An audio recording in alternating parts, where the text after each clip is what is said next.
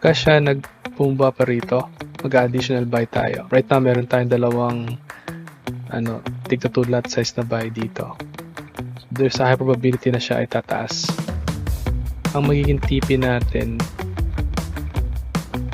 around this area muna.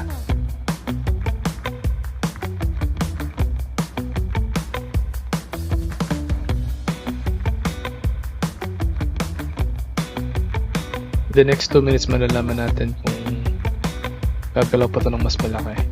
As long as hindi kukunin yung invalidation natin, more room to pataas. Pagka na-SL tayo, pwede siyang bumagsak.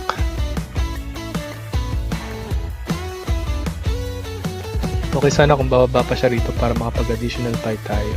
Kasi so far confirm naman na meron tayong breakout pataas. Scalping gold right now is 1 minute.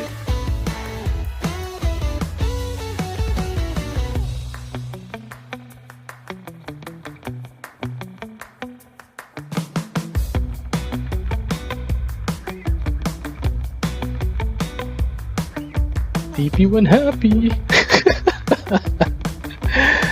Ayan, TP1 happy. Okay na tayo, ladies and gentlemen.